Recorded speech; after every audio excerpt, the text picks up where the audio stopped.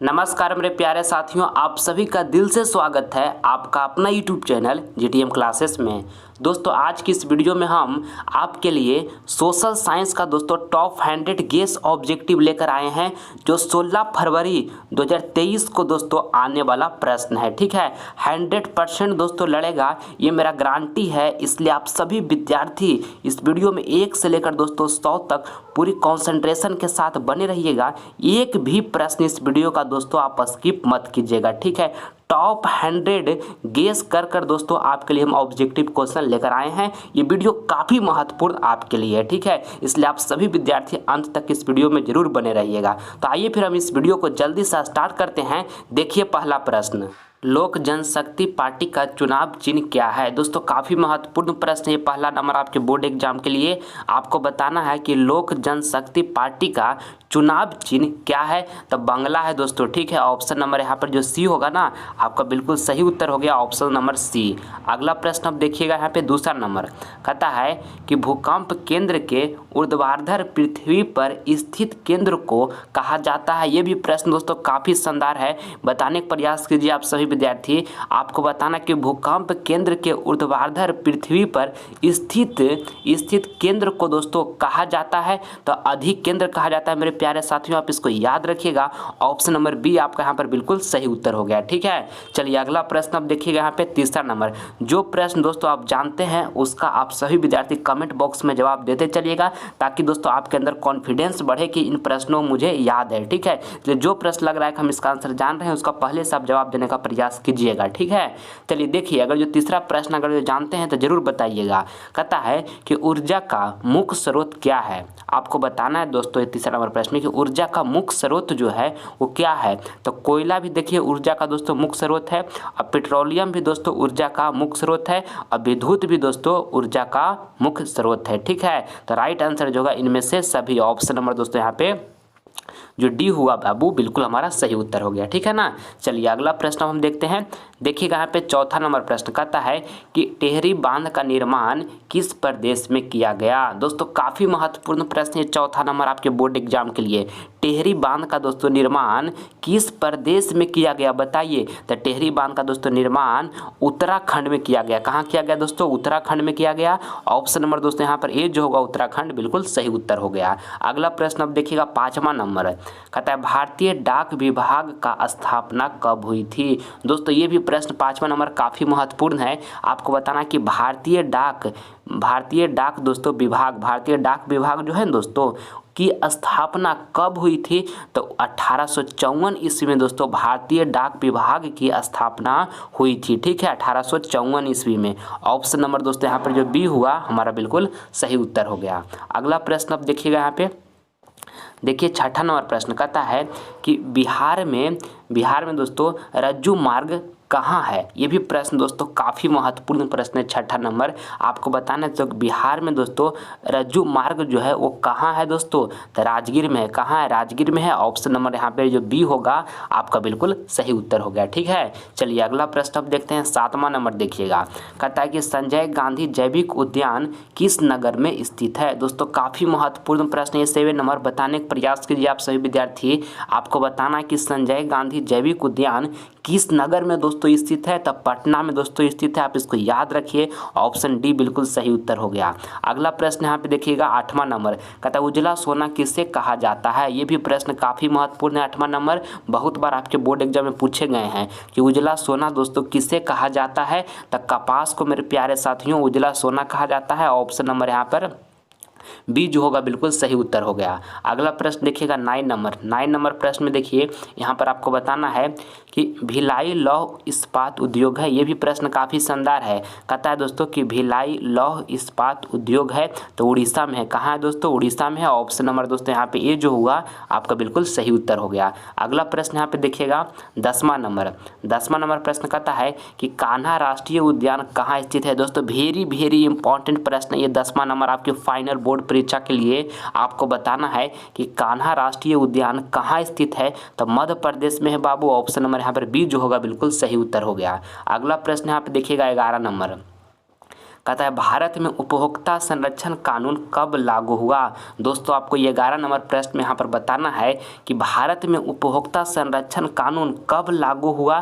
तो 1986 ईस्वी में दोस्तों भारत में उपभोक्ता संरक्षण कानून लागू हुआ दोस्तों। ऑप्शन नंबर यहाँ पर जो बी होगा आपका बिल्कुल सही उत्तर हो गया। ठीक है, चलिए अगला प्रश्न हम देखते हैं। यहाँ पे अगला प्रश्न देखिए, यहाँ पर 12 नंबर है। कहता है कि नर्मदा घाटी परियोजना किन राज्यों से संबंधित है। काफ़ी महत्वपूर्ण प्रश्न है दोस्तों, आपको बताना है इस प्रश्न में बाबू कि नर्मदा घाटी दोस्तों, नर्मदा घाटी परियोजना जो है वो किन किन राज्यों से दोस्तों संबंधित है। किन राज्यों से संबंधित है तो गुजरात से है दोस्तों, महाराष्ट्र से है और मध्य प्रदेश से। किस है दोस्तों, गुजरात से है, महाराष्ट्र से है और दोस्तों मध्य प्रदेश से है। ठीक है, ऑप्शन नंबर यहाँ पर जो आपका डी हो गया बिल्कुल सही उत्तर हो गया। ठीक है ना, चलिए अगला प्रश्न हम देखते हैं। हम देखिएगा अगला प्रश्न यहाँ पे 13 नंबर है। मेरे प्यारे साथियों, आप सभी विद्यार्थी इस वीडियो में 1 से लेकर दोस्तों 100 तक पूरी कंसंट्रेशन के साथ बने रहिएगा। एक भी प्रश्न इस वीडियो का आप स्किप मत कीजिएगा दोस्तों। ये टॉप 100 गेस ऑब्जेक्टिव क्वेश्चन आपको हम बता रहे हैं जो आपके फाइनल बोर्ड परीक्षा 16 फरवरी के लिए दोस्तों काफ़ी महत्वपूर्ण प्रश्न है। मैं खुद दोस्तों पूरी अच्छी तरीके से चुन कर दोस्तों आपके लिए हम गेस किए हैं।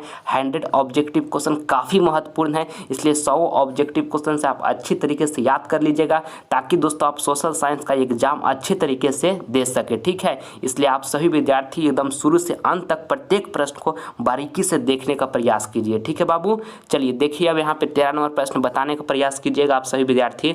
आपको बताना है 13 नंबर प्रश्न में कि बिहार में पंचायती राज संस्थाओं में महिलाओं के लिए कितनी सीटें आरक्षित है। तो 50% है मेरे प्यारे साथियों। ऑप्शन नंबर यहाँ पर जो ए होगा बिल्कुल सही उत्तर हो जाएगा।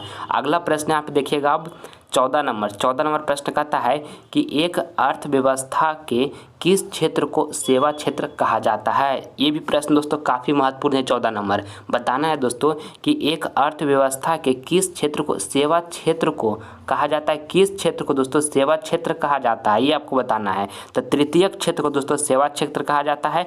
ऑप्शन नंबर आपका यहाँ पे सी जो होगा बिल्कुल सही उत्तर हो गया। ठीक है, चलिए अगला प्रश्न हम देखते हैं। देखिएगा यहाँ पे 15 नंबर प्रश्न कहता है कि झारखंड के झरिया क्षेत्र में मुख्यतः क्या पाया जाता है। दोस्तों आपको 15 नंबर प्रश्न बताना कि झारखंड के झरिया क्षेत्र में दोस्तों मुख्यतः क्या पाया जाता है। तो कोयला पाया जाता है। ऑप्शन डी दोस्तों आपका यहाँ पर बिल्कुल सही उत्तर हो गया। अगला प्रश्न यहाँ पे देखिएगा, तेलंगाना राज्य का गठन कब हुआ था। दोस्तों काफ़ी महत्वपूर्ण प्रश्न है। 16 नंबर प्रश्न आपको बताना है कि तेलंगाना राज्य का दोस्तों गठन कब हुआ था। तो 2 जून 2014 ईस्वी को दोस्तों तेलंगाना राज्य का गठन हुआ था। ऑप्शन नंबर यहाँ पर जो ए होगा आपका बिल्कुल सही उत्तर हो जाएगा, आप इसको याद रखिएगा। अगला प्रश्न यहाँ पे देखिएगा 17 नंबर आपको बताना है इसमें कि सांप्रदायिक राजनीति किस पर आधारित है। आपको बताना है दोस्तों कि सांप्रदायिक राजनीति जो है किस पर आधारित है। तो धर्म पर आधारित है। ऑप्शन नंबर यहाँ पर ए जो होगा आपका बिल्कुल सही आंसर हो गया। ठीक है, चलिए अगला प्रश्न। जो प्रश्न जानते हैं दोस्तों कमेंट बॉक्स में जवाब देते चलिए, काफ़ी कॉन्फिडेंस बढ़ेगा दोस्तों जवाब देने से, जो आपको एग्जाम हॉल में दोस्तों काफ़ी मदद करेगा। ठीक है, समझ गए। देखिए अब आपको 18 नंबर प्रश्न बताना है कि काली मिट्टी किस फसल के लिए उपयोगी है। काली मिट्टी जो है दोस्तों किस फसल के लिए उपयोगी है। तो कपास के लिए दोस्तों उपयोगी है काली मिट्टी। ठीक ना, ऑप्शन नंबर यहाँ पे जो ए होगा बिल्कुल आपका सही उत्तर हो गया। अगला प्रश्न यहाँ पे देखिएगा 19 नंबर कहता है कि चिपको आंदोलन की शुरुआत किस राज्य से हुई। दोस्तों ये भी प्रश्न जो है 19 नंबर बहुत बार पूछा गया, आपके बोर्ड एग्जाम के लिए काफ़ी महत्वपूर्ण है। बताना कि चिपको आंदोलन की दोस्तों शुरुआत किस राज्य से हुई। तो उत्तराखंड से हुआ मेरे प्यारे साथियों। ऑप्शन नंबर यहाँ पर सी जो होगा बिल्कुल सही उत्तर हो गया। ठीक है, चलिए अगला प्रश्न देखिएगा यहाँ पर 20 नंबर कहता है 20 नंबर प्रश्न में कि जामनगर तेल शोधक कारखाना किस राज्य में स्थित है। ये भी प्रश्न दोस्तों 20 नंबर भी प्रश्न काफ़ी महत्वपूर्ण है। आपको बताना है दोस्तों कि जामनगर तेल शोधक कारखाना जो दोस्तों किस राज्य में स्थित है। तो गुजरात में है दोस्तों। ऑप्शन नंबर यहाँ पर ये जो हुआ बिल्कुल आपका सही उत्तर हो गया। ठीक है, चलिए अगला प्रश्न हम देखते हैं 21 नंबर प्रश्न यहाँ पर देखिएगा। कहता है कि भारत में सर्वप्रमुख चावल उत्पादक राज्य है। ये भी प्रश्न दोस्तों काफ़ी महत्वपूर्ण प्रश्न है 21 नंबर। ठीक है, आपको बताना है कि भारत में दोस्तों सर्वप्रमुख चावल उत्पादक राज्य दोस्तों कौन है। तो पश्चिम बंगाल है। कौन है दोस्तों, पश्चिम बंगाल है। ऑप्शन नंबर दोस्तों यहाँ पर ए जो होगा आपका बिल्कुल सही उत्तर हो गया। ठीक है, चलिए अगला प्रश्न हम देखते हैं। अगला प्रश्न यहाँ पे देखिए दोस्तों 22 नंबर प्रश्न काफ़ी महत्वपूर्ण है आपकी फाइनल बोर्ड परीक्षा के लिए। आपको बताना है कि भारत में दोस्तों हरित क्रांति कब शुरू हुई, यानी कि दोस्तों भारत में जो हरित क्रांति शुरू हुई ये आपसे पूछा जा रहा है। तो दोस्तों भारत में दोस्तों हरित क्रांति कब शुरू हुई, तो 1966 ईस्वी में दोस्तों भारत में हरित क्रांति शुरू हुई। ऑप्शन नंबर यहाँ पर बी आपका बिल्कुल सही उत्तर हो गया। ठीक है, चलिए अगला प्रश्न हम देखते हैं। अगला प्रश्न देखिएगा 23 नंबर कहता है कि सरदार सरोवर बांध किस नदी पर स्थित है। काफ़ी महत्वपूर्ण प्रश्न है दोस्तों 23 नंबर, आप सभी विद्यार्थी बताने का प्रयास कीजिएगा। सरदार सरोवर बांध दोस्तों किस नदी पर स्थित है, तो नर्मदा नदी पर दोस्तों सरदार सरोवर बांध स्थित है। ऑप्शन नंबर दोस्तों यहाँ पर जो बी होगा आपका बिल्कुल सही उत्तर हो जाएगा। सरदार सरोवर बांध दोस्तों किस नदी पर स्थित है, नर्मदा नदी पर दोस्तों सरदार सरोवर बांध स्थित है। ऑप्शन बी बिल्कुल सही उत्तर हुआ आपका। चलिए अगला प्रश्न देखिएगा 24 नंबर। सारा प्रश्न दोस्तों आपकी फाइनल बोर्ड परीक्षा 2023 के लिए काफ़ी महत्वपूर्ण है, इसलिए एक भी प्रश्न इस वीडियो का आप स्किप मत कीजिएगा। ये वीडियो दोस्तों 16 फरवरी के लिए काफ़ी शानदार साबित होने वाला है आपके लिए। ठीक है ना, चलिए देखिएगा यहाँ पे 24 नंबर प्रश्न आप सभी विद्यार्थी बताने का प्रयास कीजिए। कहता है कि सूती कपड़ा उद्योग का कच्चा माल है। दोस्तों आपको 24 नंबर प्रश्न बताना है कि सूती कपड़ा उद्योग का दोस्तों कच्चा माल है तो कपास है। क्या है दोस्तों, कपास है। ऑप्शन नंबर यहाँ पर बी जो होगा बिल्कुल आपका सही उत्तर हो गया। ठीक है, चलिए अब अगला प्रश्न हम देखते हैं 25 नंबर कहता है सोवियत संघ का विघटन किस वर्ष हुआ। काफ़ी महत्वपूर्ण प्रश्न है दोस्तों ये 25 नंबर आपके बोर्ड एग्जाम के लिए। आपको बताना है कि सोवियत संघ विघटन दोस्तों किस वर्ष हुआ। सोवियत संघ का दोस्तों विघटन, सोवियत संघ का जो विघटन हुआ दोस्तों किस वर्ष हुआ, तो 1991 ईस्वी में दोस्तों सोवियत संघ का विघटन हुआ दोस्तों। ऑप्शन नंबर यहाँ पर डी जो होगा बिल्कुल आपका सही उत्तर हो जाएगा। अगला प्रश्न यहाँ पे देखिएगा 26 नंबर कहता है हिंद चीन पहुंचने वाले प्रथम व्यापारी कौन थे। दोस्तों ये प्रश्न वेरी इंपॉर्टेंट प्रश्न है आपके फाइनल बोर्ड परीक्षा के लिए। दोस्तों आपको बताना है कि हिंद चीन पहुंचने वाले प्रथम व्यापारी दोस्तों कौन थे, तो प्रथम व्यापारी दोस्तों पुर्तगाली थे। आप इसको याद रखिएगा। ऑप्शन नंबर दोस्तों यहाँ पर जो सी होगा हमारा बिल्कुल सही आंसर हो जाएगा। ठीक है, चलिए अगला प्रश्न हम देखते हैं 27 नंबर कहता है अंकोर वाट में किस हिंदू देवता का मंदिर है। दोस्तों ये प्रश्न वेरी इंपॉर्टेंट है दोस्तों, VVI प्रश्न एकदम आपके फाइनल बोर्ड परीक्षा के लिए। ठीक है, कहता है कि अंकोर वाट में किस हिंदू देवता का मंदिर है, तो भगवान विष्णु का दोस्तों मंदिर है। ठीक है, आप इसको याद रखिएगा। ऑप्शन ए आपका यहाँ पर बिल्कुल सही उत्तर हो जाएगा। और दोस्तों अंकोर वाट का मंदिर दोस्तों कहाँ स्थित है, तो कंबोडिया में स्थित है मेरे प्यारे साथियों। इसको भी याद रखिएगा, बहुत बार ये प्रश्न पूछा गया है। ठीक है, और अंकोर वाट मंदिर में दोस्तों अंकोर वाट जो मंदिर है दोस्तों उसका निर्माण जो है किसने करवाया था, तो सूर्यवर्मन द्वितीय ने करवाया था। ये भी साथ में आप याद रखिएगा। ठीक है, और ये प्रश्न तो अभी बताएं कि अंकोर वाट में दोस्तों किस हिंदू देवता का मंदिर है, तो भगवान विष्णु का। ये तीनों प्रश्न को आप याद रखिएगा।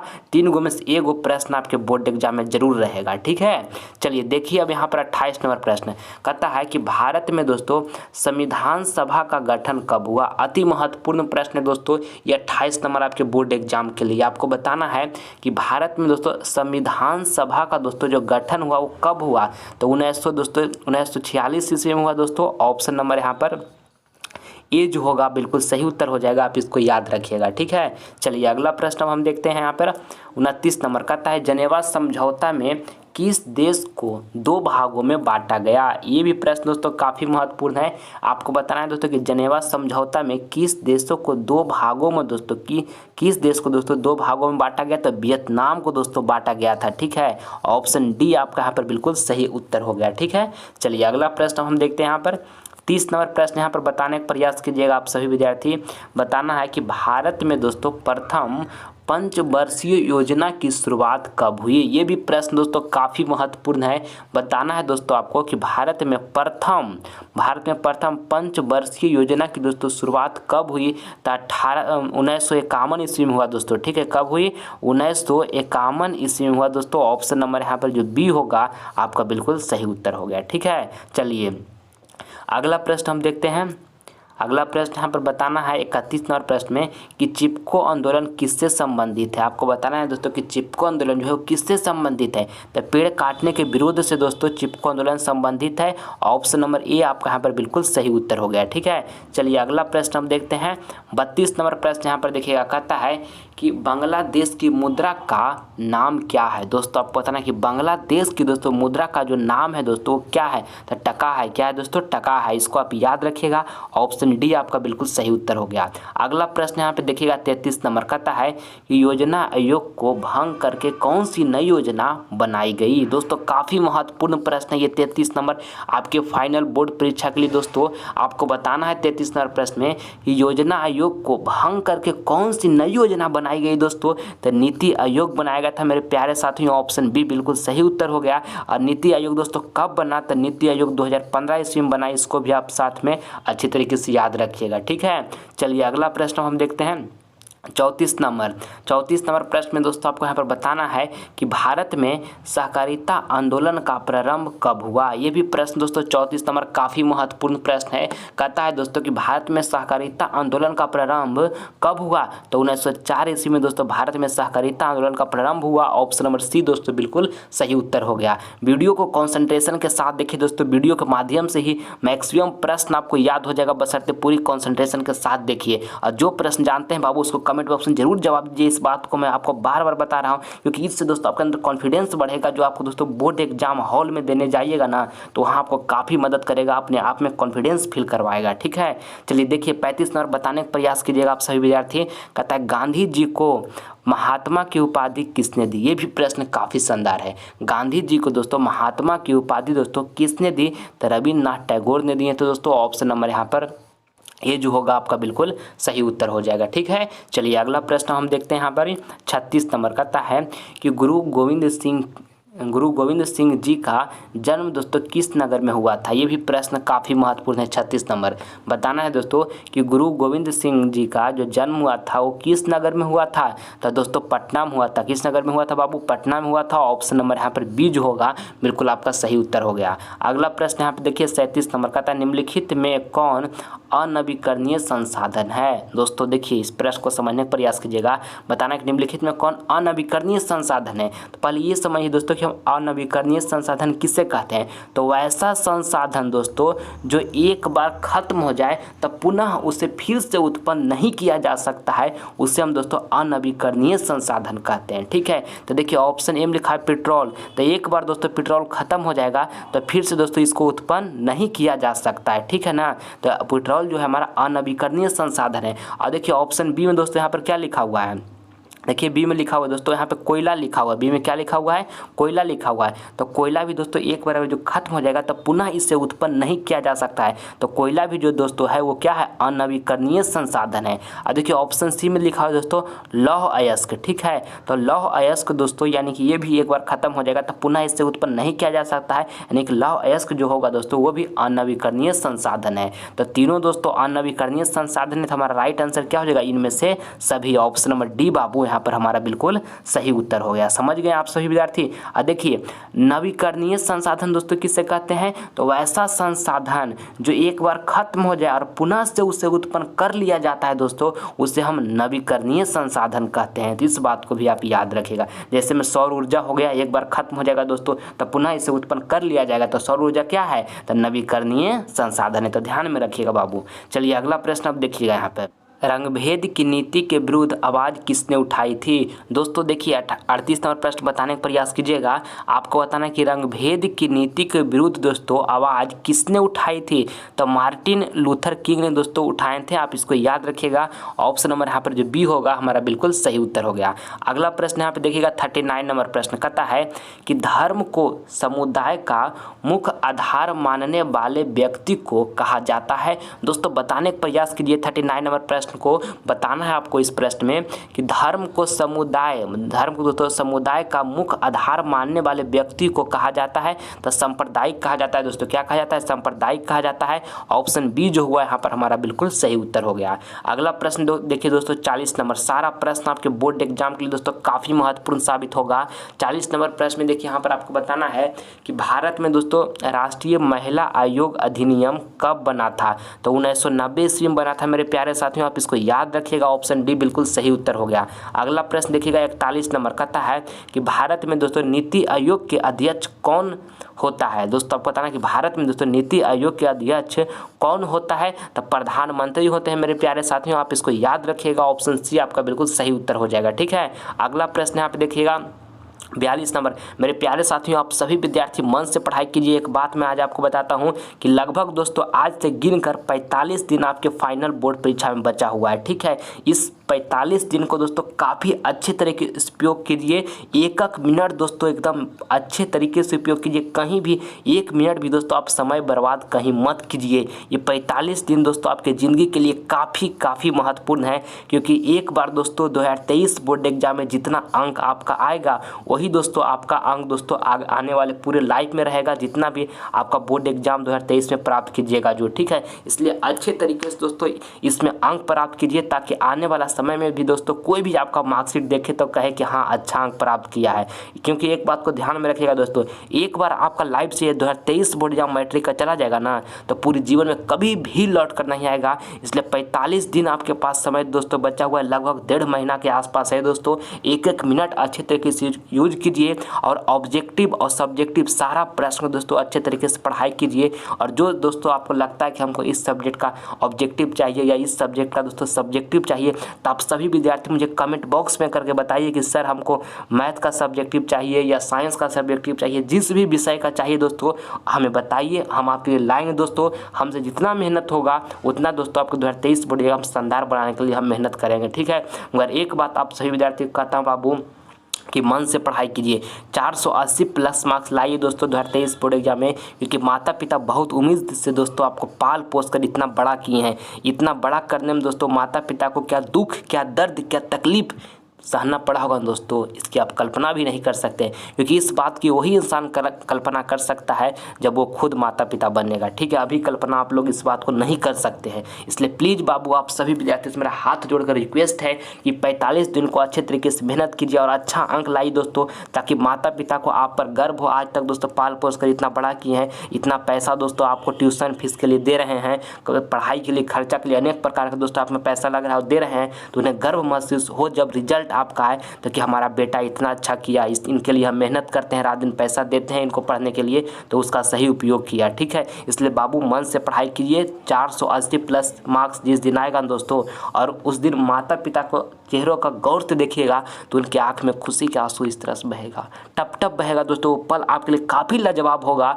मगर उसके लिए आज का दिन में दोस्तों आपको पसीना बहाना होगा। और जो आज आप पसीना बहा रहे हैं दोस्तों, तो वो दिन आपका जीवन में जरूर आएगा। इस बात को दोस्तों आप लिख लीजिए। ठीक है, और अगर ये शिद्दत से चाह लिए दोस्तों कि मुझे 480 प्लस मार्क्स लाना है, तो कोई दुनिया की किसी का ताकत नहीं है दोस्तों कि आपका रोक देगा। अगर जो आप ठान लिए कि मुझे करना है तो करना है। कोई प्रॉब्लम दोस्तों, कितना भी प्रॉब्लम आपका लाइफ में बड़ा से बड़ा क्यों ना आ जाए, कुछ भी कोई नहीं बिगाड़ेगा दोस्तों, अगर जो आपका सामने ठान लिए कि मुझे 480 प्लस मार्क्स लाना है तो। ठीक है, इसलिए आप अभी से दोस्तों इसी वक्त से पूरी जोश लगन के साथ पढ़ाई कीजिए। 480 प्लस मार्क्स लाकर दोस्तों माता पिता का नाम रोशन कीजिए। ठीक है, चलिए हम देखते हैं अगला प्रश्न यहाँ पर 42 नंबर। और चैनल को सब्सक्राइब नहीं किए तो आप सभी विद्यार्थी कर लीजिए बाबू, क्योंकि जितना भी महत्वपूर्ण प्रश्न है सभी सब्जेक्ट का आपके सामने हम प्रस्तुत करेंगे, ताकि आप 2023 बोर्ड एग्जाम में 480 प्लस लाकर माता पिता का दोस्तों नाम रोशन कर सके। ठीक है, इसलिए चैनल को सब्सक्राइब आप सभी विद्यार्थी जरूर करके रखिएगा, ताकि आने वाला वीडियो को आप स्किप ना कर सके।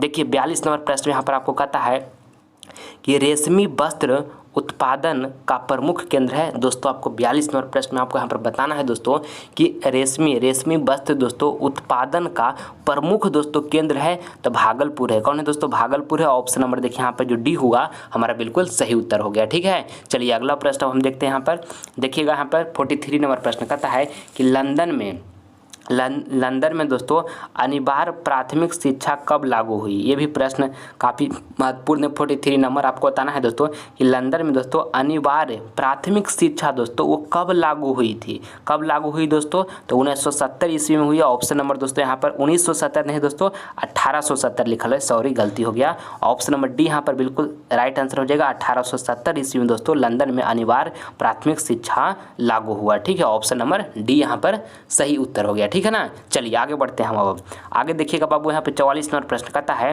कि निम्नलिखित में कौन सा कदम लोकतांत्रिक सुविधा का सूचक है। ये भी प्रश्न दोस्तों काफ़ी महत्वपूर्ण है। 44 नंबर आपको ये प्रश्न बताना है कि निम्नलिखित में से दोस्तों ये जो चारों ऑप्शन दिया हुआ है, कौन सा कदम जो है लोकतांत्रिक दोस्तों सुधार का दोस्तों सूचक है। तो दोस्तों पंचायती राज है। कौन है दोस्तों? पंचायती राज है। ऑप्शन नंबर यहाँ पर जो बी होगा बिल्कुल आपका सही उत्तर हो गया। ठीक है, चलिए अगला प्रश्न हम देखते हैं 45 नंबर।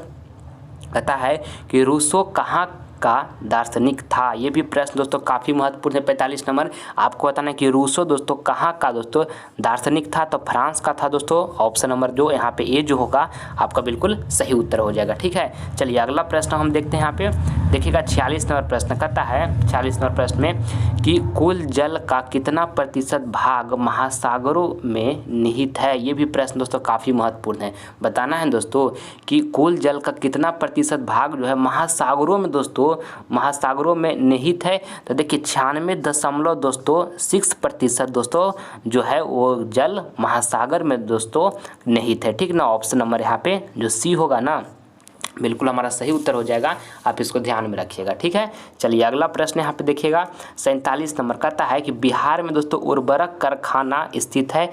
बिहार में दोस्तों उर्वरक जो कारखाना है दोस्तों वो कहाँ स्थित है बताना है आपको। तो बरौनी में है। कहाँ है बाबू? बरौनी में है। ऑप्शन नंबर यहाँ पे ये जो हुआ बिल्कुल हमारा सही उत्तर हो गया। ठीक है, चलिए अगला प्रश्न हम देखते हैं। अगला प्रश्न यहाँ पे 48 नंबर है। कहता है कि निम्नलिखित में से किस नदी को बंगाल का शोक कहा जाता है। ये भी प्रश्न दोस्तों काफ़ी महत्वपूर्ण है। 48 नंबर कहता है दोस्तों निम्नलिखित में से किस नदी को दोस्तों बंगाल का शोक कहा जाता है। तो दामोदर नदी को दोस्तों बंगाल का शोक कहा जाता है। ऑप्शन नंबर दोस्तों यहाँ पर जो डी हुआ बिल्कुल हमारा सही उत्तर हो गया। ठीक है, चलिए अगला प्रश्न हम देखते हैं 49 नंबर कहता है ब्रिटेन वुड्स सम्मेलन किस वर्ष हुआ। दोस्तों आपको बताना है कि ब्रिटेन वुड्स सम्मेलन किस वर्ष हुआ। तो 1944 ईस्वी में मेरे प्यारे साथियों ब्रिटेन वुड्स सम्मेलन हुआ। ऑप्शन सी यहाँ पर बिल्कुल सही उत्तर हो गया। अगला प्रश्न यहाँ पे देखिएगा 50 नंबर कहता है कि इनमें कौन पूर्णतः सरकारी सेवा, ध्यानपूर्वक समझिएगा। कहता है इनमें कौन जो है दोस्तों पूर्णतः यानी पूरी तरह से सरकारी सेवा है। तो ऑप्शन में देखिए लिखा है स्वास्थ्य सेवा। तो स्वास्थ्य सेवा जो है दोस्तों ये सरकारी सेवा भी होता है, प्राइवेट भी सेवा होता है। ठीक ना, इस बात को ध्यान में रखिएगा। अब बी में लिखा हुआ है शिक्षा सेवा। तो शिक्षा सेवा जो है दोस्तों ये सरकारी सेवा भी होता है मगर प्राइवेट भी होता है। ठीक है, तो ये ऑप्शन बी ऑप्शन तो होगा नहीं। और सी ऑप्शन में देखिए लिखा हुआ है वायुयान सेवा। तो वायुयान सेवा दोस्तों ये सरकारी सेवा भी होता है मगर प्राइवेट भी होता है। ठीक है, तो ये सी ऑप्शन भी दोस्तों वायुयान सेवा भी नहीं होगा। मगर डी में देखिए लिखा हुआ है सैन्य सेवा। सैन्य सेवा मतलब दोस्तों सैनिक सेवा। ठीक है, तो सैनिक सेवा जो होता है दोस्तों पूर्णतः पूरी तरह से दोस्तों वो सरकारी सेवा होता है, सैनिक सेवा। ठीक ना, ऑप्शन नंबर यहाँ पर डी जो हुआ बाबू आपका बिल्कुल सही उत्तर होगा। समझ गए। चलिए अगला प्रश्न देखिएगा। ये सब प्रश्न में कन्फ्यूजन मत होइएगा, कभी कभी विद्यार्थी कन्फ्यूज कर जाते हैं, तो समझ कर बनाइएगा तो जरूर आप सही बता पाइएगा। चलिए देखिएगा यहाँ पर 51 नंबर कहता है कि निम्नलिखित में से कौन दोस्तों भारतीय किसान यूनियन के नेता थे। आपको बताना है दोस्तों कि निम्नलिखित में से कौन भारतीय किसान यूनियन के नेता थे। तो महेंद्र सिंह दोस्तों टिकैत थे। ठीक है, ऑप्शन नंबर दोस्तों यहाँ पर जो सी होगा बिल्कुल सही उत्तर हो जाएगा। आप इसको याद रखिएगा। ठीक है, चलिए अगला प्रश्न यहाँ पे देखते हैं 52 नंबर कहता है कि ताड़ी दोस्तों विरोधी आंदोलन निम्नलिखित में से किस प्रांत में शुरू किया गया। ये भी प्रश्न दोस्तों काफ़ी महत्वपूर्ण है। आपको बताना है कि ताड़ी विरोधी आंदोलन दोस्तों निम्नलिखित में से किस प्रांत में शुरू किया गया। तो आंध्र प्रदेश में शुरू किया गया। ठीक है, ऑप्शन नंबर यहाँ पे सी जो होगा बिल्कुल हमारा सही उत्तर हो गया। ठीक है, चलिए अगला प्रश्न अब देखते हैं। यहाँ पर हम 53 नंबर प्रश्न देखिएगा दोस्तों। कहता है कि भारत का सबसे बड़ा जूट उत्पादक राज्य कौन सा है। ये भी प्रश्न दोस्तों काफ़ी महत्वपूर्ण है आपके बोर्ड एग्जाम के लिए। बताना है दोस्तों कि भारत का दोस्तों सबसे बड़ा जूट उत्पादक राज्य जो है दोस्तों कौन सा है। तो पश्चिम बंगाल है दोस्तों। ऑप्शन नंबर ए आपका बिल्कुल सही उत्तर हो गया। ठीक है, चलिए अगला प्रश्न अब देखते हैं। यहाँ पे देखिएगा 54 नंबर प्रश्न कहता है कि राजनीतिक दलों की दोस्तों मान्यता और उसका चिन्ह दोस्तों किसके द्वारा प्रदान किया जाता है। ये भी प्रश्न काफ़ी शानदार है। कहता है ना दोस्तों कि राजनीतिक दलों की मान्यता दोस्तों और उसका जो चिन्ह होता है, चिन्ह वो किसके द्वारा, चिन्ह मतलब चिन्ह दोस्तों किसके द्वारा प्रदान किया जाता है। तो निर्वाचन आयोग द्वारा दोस्तों प्रदान किया जाता है। ठीक ना, ऑप्शन सी यहाँ पर हमारा बिल्कुल सही उत्तर हो गया। अगला प्रश्न अब देखते हैं 55 नंबर कहता है भारतीय कम्युनिस्ट पार्टी की स्थापना कब हुई। तो दोस्तों 1925 ईस्वी में हुआ दोस्तों। आप इसको याद रखिएगा।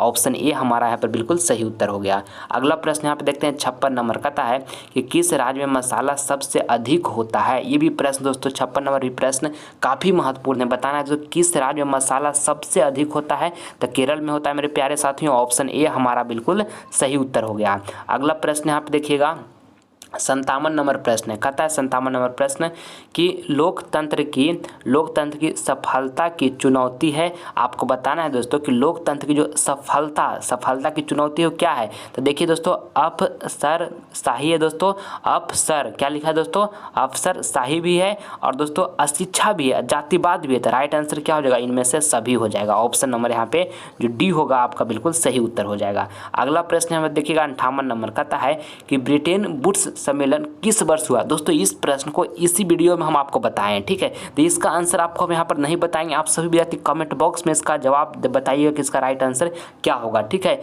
ब्रिटेन वुड्स सम्मेलन दोस्तों किस वर्ष हुआ, कमेंट में बताइएगा। ये प्रश्न को हम बताए हैं, ठीक है। चलिए अगला प्रश्न अब देखिएगा 59 नंबर प्रश्न, कहता है गद्दार पार्टी का स्थापना किसने किया। दोस्तों आपको बताना है 59 नंबर प्रश्न में कि गद्दार पार्टी का स्थापना किसने किया, तो लाला हरदयाल ने किया। दोस्तों ऑप्शन डी आपका यहाँ पर बिल्कुल सही उत्तर हो गया, ठीक है। चलिए अगला प्रश्न अब देखते हैं, यहाँ पर हम 60 नंबर प्रश्न देखते हैं बाबू। 60 नंबर प्रश्न बताना है आपको कि भारत में राष्ट्रीय आपातकाल की घोषणा दोस्तों कब हुई थी। ये भी प्रश्न 60 नंबर भी प्रश्न दोस्तों काफ़ी महत्वपूर्ण है। भारत में दोस्तों राष्ट्रीय आपातकाल की घोषणा दोस्तों कब हुई थी, तो 1975 ईस्वी में हुआ था दोस्तों। ऑप्शन नंबर यहाँ पर ए जो होगा बिल्कुल हमारा सही उत्तर हो गया। अगला प्रश्न अब देखते हैं हम।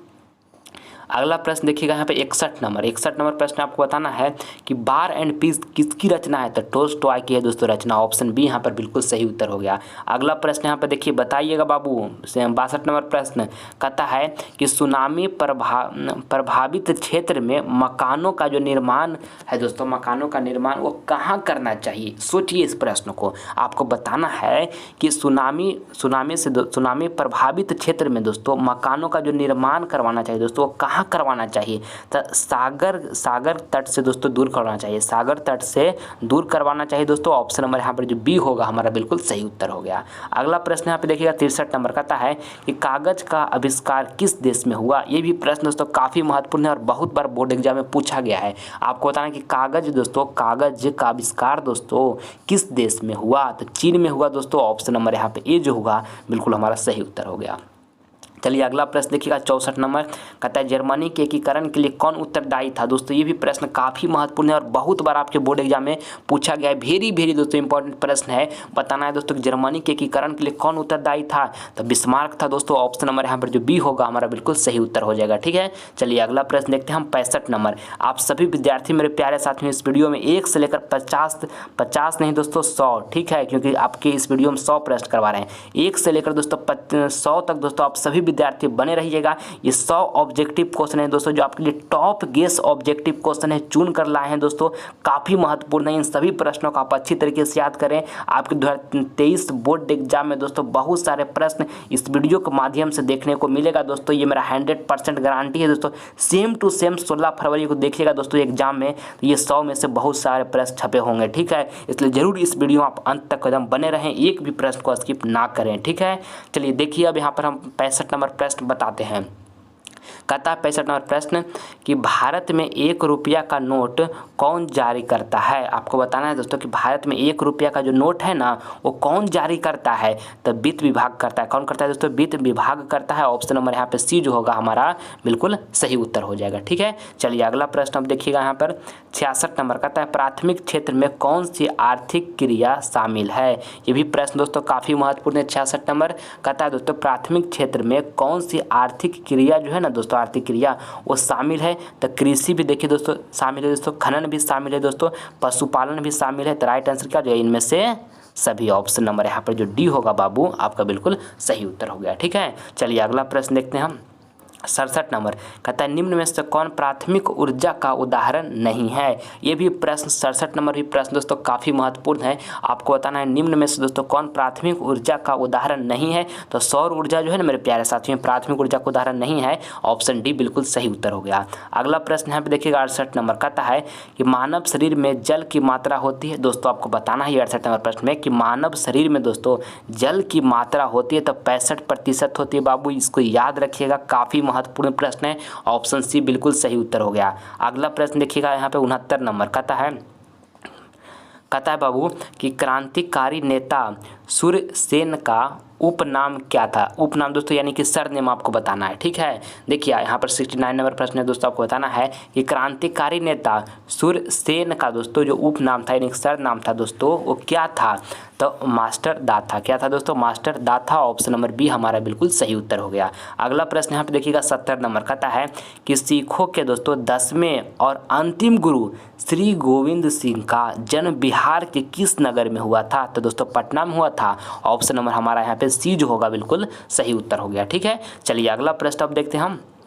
यहाँ पे देखिएगा 71 नंबर प्रश्न देखिएगा दोस्तों, कहता है कि किसके अनुरोध पर दोस्तों महात्मा गांधी चंपारण आए थे? अति महत्वपूर्ण प्रश्न है दोस्तों, बताइएगा कि किसके अनुरोध पर दोस्तों महात्मा गांधी तो थे वो चंपारण आए थे? तो राजकुमार शुक्ल के दोस्तों अनुरोध पर महात्मा गांधी चंपारण आए थे। ऑप्शन ए बिल्कुल सही उत्तर हो गया। अगला प्रश्न यहाँ पे देखिए दोस्तों 72 नंबर कहता है कपास सबसे अधिक किस राज्य में होता है? बताइए दोस्तों आप सभी विद्यार्थी कि कपास सबसे अधिक दोस्तों किस राज्य में होता है? तो गुजरात में होता है। ऑप्शन बी हमारा बिल्कुल सही उत्तर हो गया, ठीक है। चलिए अगला प्रश्न अब देखते हैं 73 नंबर बताना है 73 नंबर प्रश्न में कि भारत में कहाँ औरतों के लिए आरक्षण की व्यवस्था है? ये प्रश्न दोस्तों काफ़ी महत्वपूर्ण है, भी आई है दोस्तों आपके फाइनल बोर्ड पे चेक ले। बहुत बार ये प्रश्न को पूछा गया आपके बोर्ड एग्जाम में और 2023 बोर्ड एग्जाम में दोस्तों ये प्रश्न लड़ेगा, ये मेरा 100% गारंटी है। आपको बताना है दोस्तों कि भारत में कहाँ औरतों के लिए आरक्षण की व्यवस्था है?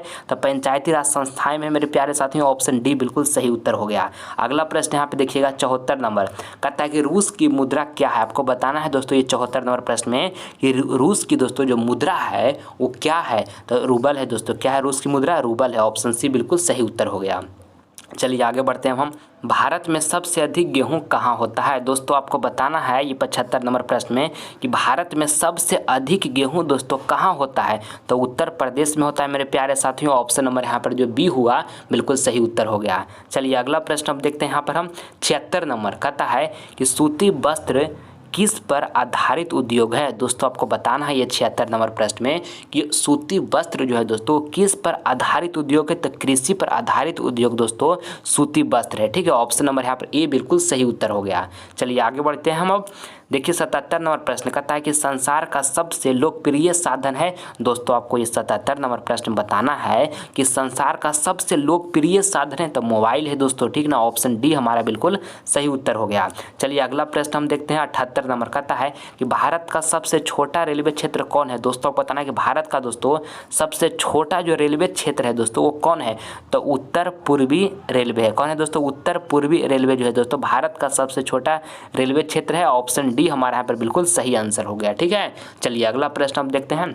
साम्यवादी शासन का पहला प्रयोग कहाँ हुआ था? दोस्तों आपको ये 79 नंबर प्रश्न बताना है कि साम्यवादी शासन का पहला प्रयोग दोस्तों कहाँ हुआ था? तो रूस में हुआ था दोस्तों, आप इसको याद रखिएगा, काफ़ी महत्वपूर्ण प्रश्न है, ठीक है। ऑप्शन ए बिल्कुल सही उत्तर हो गया।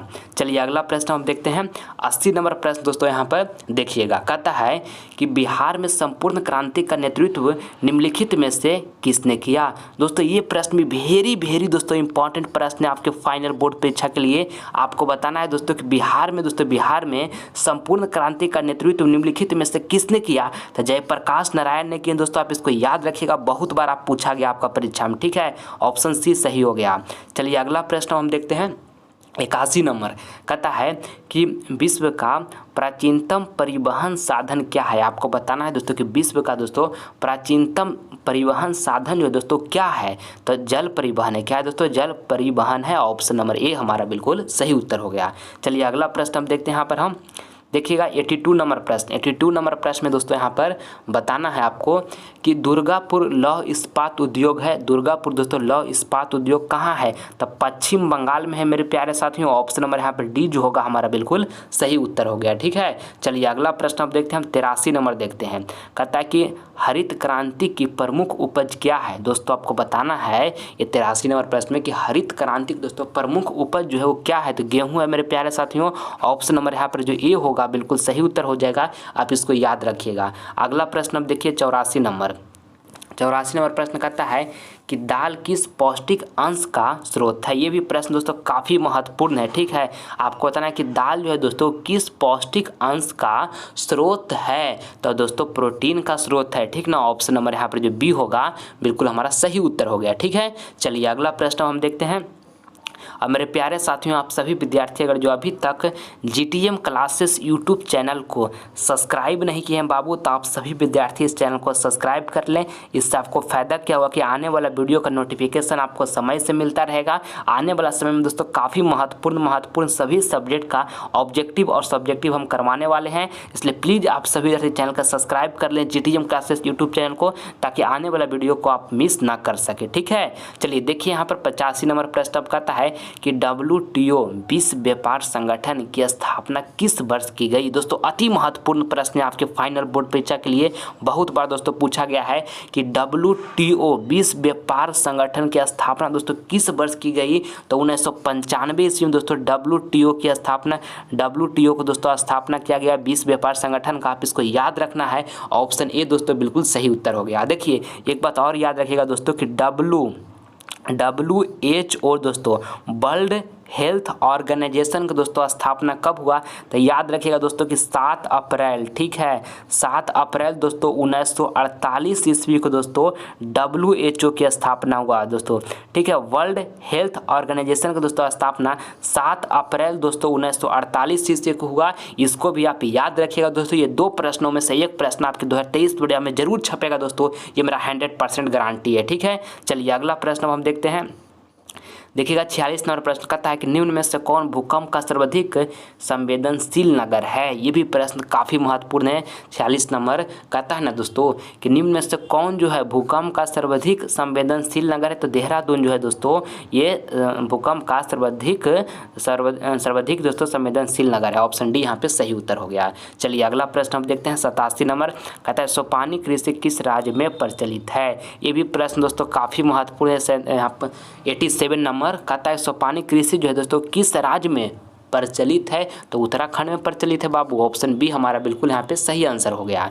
चलिए अगला प्रश्न हम देखते हैं। यहाँ पर हम 88 नंबर कहता है कि गोविंद सागर कृत्रिम जलाशय संबंधित है। ये भी प्रश्न दोस्तों काफ़ी महत्वपूर्ण है। 88 नंबर आपको बताना है कि गोविंद सागर दोस्तों कृत्रिम जलाशय जो है दोस्तों वो संबंधित है। तो भाखड़ा नांगल बांध से संबंधित है, भाखड़ा नांगल बांध से संबंधित है दोस्तों। ऑप्शन नंबर यहाँ पे सी जो होगा बिल्कुल सही उत्तर हो गया। चलिए अगला प्रश्न हम देखते हैं बाबू। यहाँ पे 89 नंबर प्रश्न कहता है श्रीलंका कब आज़ाद हुआ था। आपको बताना है श्रीलंका जो दोस्तों कब आज़ाद हुआ था। तो 1948 में मेरे प्यारे साथियों श्रीलंका आज़ाद हुआ था। ऑप्शन नंबर दोस्तों यहाँ पर बी जो होगा बिल्कुल सही उत्तर हो गया। और दोस्तों अपना भारत दोस्तों कब आज़ाद हुआ था, आप सभी विद्यार्थी कमेंट बॉक्स में करके बताइए दोस्तों अपना भारत जो है वो कब आज़ाद हुआ था। ठीक है, चलिए आगे बढ़ते हैं अब हम। अगला प्रश्न यहाँ पे देखिएगा 90 नंबर बाबू कहता है 90 नंबर प्रश्न में यहाँ पर ये कि भारत में राष्ट्रीय आय की गणना कौन करता है। आपको बताना है 90 नंबर प्रश्न में कि भारत में राष्ट्रीय आय की जो गणना है दोस्तों कौन करता है। तो केंद्रीय सांख्यिकी संगठन करता है दोस्तों। ऑप्शन नंबर यहाँ पे सी जो होगा बिल्कुल सही उत्तर हो जाएगा। चलिए अगला प्रश्न हम देखते हैं। यहाँ पर हम प्राचीन काल से किस स्थल मार्ग से एशिया और यूरोप का व्यापार होता था। दोस्तों काफ़ी महत्वपूर्ण प्रश्न है ये। 91 नंबर प्रश्न दोस्तों आपको बताना है कि प्राचीन काल में किस स्थल मार्ग से एशिया और यूरोप का दोस्तों व्यापार होता था। तो रेशम मार्ग से होता था। ऑप्शन नंबर यहाँ पर बी जो होगा बिल्कुल सही उत्तर हो जाएगा। चलिए आगे बढ़ते हैं अब हम। 91 हो गया। 92 नंबर देखिएगा कहता है कि सीमेंट उद्योग का प्रमुख कच्चा माल है। दोस्तों आपको बताना है कि सीमेंट उद्योग का दोस्तों प्रमुख कच्चा माल है तो चूना पत्थर है बाबू। ऑप्शन नंबर यहाँ पे सी जो होगा बिल्कुल सही उत्तर हो गया। ठीक है, चलिए अगला प्रश्न अब देखते हैं। यहाँ पर हम देखिएगा 93 नंबर कहता है कि लेनिन की मृत्यु कब हुई। लेनिन की मृत्यु दोस्तों कब हुई। तो 1924 ईस्वी में हुआ दोस्तों। ऑप्शन डी हमारा बिल्कुल यहाँ पे सही उत्तर हो गया। ठीक है, चलिए अगला प्रश्न हम देखते हैं। देखिएगा यहाँ पे 94 नंबर प्रश्न में दोस्तों आपको यहाँ पर बताना है कि निम्नलिखित में कौन व्यावसायिक फसल नहीं है। निम्नलिखित में कौन जो है दोस्तों व्यावसायिक फसल नहीं है। तो गेहूं जो है मेरे प्यारे साथियों ये व्यावसायिक फसल नहीं है। ऑप्शन डी हमारा बिल्कुल सही उत्तर हो गया। चलिए अगला प्रश्न देखिएगा 95 नंबर कहता है कि पृथ्वी की सतह पर सर्वप्रथम पहुँचने वाली भूकंप तरंग है। दोस्तों आपको बताना है कि पृथ्वी की सतह पर दोस्तों सर्वप्रथम पहुँचने वाली भूकंप तरंग है तो पी तरंग है मेरे प्यारे साथियों। ऑप्शन नंबर ए हमारा बिल्कुल सही उत्तर हो गया। चलिए अगला प्रश्न देखिएगा स्वर्णिम चतुर्भुज संबंधित है। दोस्तों देखिए आपको 96 नंबर प्रश्न बताना है कि स्वर्णिम चतुर्भुज संबंधित है तो सड़क मार्ग से संबंधित है। ऑप्शन बी बिल्कुल सही उत्तर हमारा यहाँ हो गया। ठीक है, चलिए अगला प्रश्न देखिएगा। 97 नंबर कहता है कि ऑपरेशन फ्लड किससे संबंधित है। ये भी प्रश्न दोस्तों 97 नंबर भी प्रश्न काफ़ी महत्वपूर्ण है आपके बोर्ड एग्जाम के लिए। कहता है ऑपरेशन फ्लड किससे संबंधित है, तो डेयरी विकास से संबंधित है। दोस्तों ऑप्शन बी हमारा बिल्कुल सही आंसर हो गया। ठीक है, चलिए अगला प्रश्न हम देखते हैं यहाँ पर। 98 नंबर प्रश्न देखिएगा। कहता है पटना हवाई अड्डा का क्या नाम है। दोस्तों आपको बताना कि पटना हवाई अड्डा का क्या नाम है, तो जयप्रकाश नारायण अंतर्राष्ट्रीय हवाई अड्डा नाम है। दोस्तों ऑप्शन नंबर यहाँ पे ये जो होगा बिल्कुल सही उत्तर हमारा हो गया। ठीक है, चलिए अगला प्रश्न हम देखते हैं। अगला प्रश्न देखिए 99 नंबर प्रश्न कहता है कि काटी तापीय विद्युत परियोजना किस जिला में स्थापित है। ये भी प्रश्न दोस्तों काफ़ी महत्वपूर्ण है। 99 नंबर प्रश्न कहता है दोस्तों कि काटी तापीय विद्युत परियोजना दोस्तों किस जिला में स्थापित है, तो मुजफ्फरपुर में बाबू। ऑप्शन नंबर डी जो होगा बिल्कुल सही उत्तर हो गया। चलिए अगला प्रश्न हम देखते हैं 100 नंबर। दोस्तों हम 100 नंबर तक पहुंच चुके हैं। ये हमारा दोस्तों 100 नंबर प्रश्न है। आपको बताना है कि भारत में खिलाफत आंदोलन शुरू हुआ, यानी दोस्तों आपको बताना है कि भारत में दोस्तों खिलाफत आंदोलन कब शुरू हुआ, तो 1920 ईस्वी में दोस्तों भारत में खिलाफत आंदोलन शुरू हुआ। ऑप्शन नंबर यहाँ पे ये जो होगा बिल्कुल सही उत्तर हो गया। ठीक है, चलिए अगला प्रश्न जो है दोस्तों आपका HW का प्रश्न है। ये प्रश्न मैं आप सभी विद्यार्थियों को होमवर्क में दे रहा हूँ। इसका जवाब कमेंट बॉक्स में दीजिएगा जो आंसर आपको सही लगेगा। ठीक है, आपको बताना है कि अंतर्राष्ट्रीय महिला दिवस कब मनाया जाता है, 4 जून को या 1 सितंबर को। ये 1 दिसंबर दोस्तों, सॉरी यहाँ पे दिसंबर लिखा हुआ है। ठीक है, ऑप्शन ए में लिखा 1 जून और बी में लिखा हुआ 1 दिसंबर। ठीक है, और यहाँ पर देखिए सी में लिखा हुआ 15 अप्रैल और डी में लिखा हुआ है 8 मार्च। तो जो ऑप्शन सही लगेगा उसका जवाब कमेंट बॉक्स में दीजिएगा आप सभी विद्यार्थी का हम रिप्लाई देंगे। ठीक है, और वीडियो पसंद आया है दोस्तों तो आप सभी विद्यार्थी इस वीडियो को दिल से लाइक करें और ज़्यादा से ज़्यादा इस वीडियो को अपने फ्रेंड के पास शेयर करें। दोस्तों ये 100 गेस ऑब्जेक्टिव क्वेश्चन दोस्तों काफ़ी महत्वपूर्ण है, इसलिए शेयर इस वीडियो को अपने फ्रेंड के पास कर दीजिए। और चैनल को सब्सक्राइब नहीं किए तो आप सभी विद्यार्थी सब्सक्राइब कर लें, ताकि दोस्तों आने वाला वीडियो का जो लाइव क्लास होगा उसका समय से आप कर सके। ठीक है, और मन से पढ़ाई कीजिएगा दोस्तों। 2023 बोर्ड में काफ़ी अच्छा अंक लाने का प्रयास कीजिए दोस्तों। बहुत उम्मीद से माता पिता पाल पोस कर दोस्तों आपको बड़ा किए हैं कि हमारा घर का हालात, गरीबी ये सब दूर करेगा हमारा बेटा या बेटी। तो आप नहीं मेहनत कीजिएगा दोस्तों तो वो सब कैसे दूर होगा। आपको जी जान दोस्तों लगाकर मेहनत कीजिए, आप बहुत अच्छा अंक लाइए 2023 बोर्ड में दोस्तों। और अगर जो आप ठान लिया है कि मुझे 2023 बोर्ड में 480 प्लस मार्क्स लाना है दोस्तों, तो किसी की औकात नहीं है दोस्तों इस दुनिया में कि आपका टारगेट को पाने से कोई रोक देगा दोस्तों। जरूर आप इसे अचीव कीजिएगा, बशर्ते आपको लगातार मेहनत करते रहना होगा दोस्तों। आप सभी विद्यार्थी का 480 नंबर आएगा, बशर्ते आपको मेहनत करना है डेडिकेशन के साथ। एकदम अपने आप को दोस्तों मजबूत बनाइए और लगातार पढ़ाई करते रहिए दोस्तों। आपका 2023 बोर्ड में बहुत अच्छा जाएगा। आगे भी जीवन में दोस्तों बहुत अच्छा कीजिएगा, बशर्ते मेहनत करते रहिएगा दोस्तों। कभी भी हिम्मत मत हारिएगा। ठीक है, आप सभी विद्यार्थियों से अगले वीडियो में मिलेंगे। तब तक अपना ख्याल रखिएगा, मन से पढ़ाई करते रहिएगा। जय हिंद, जय भारत।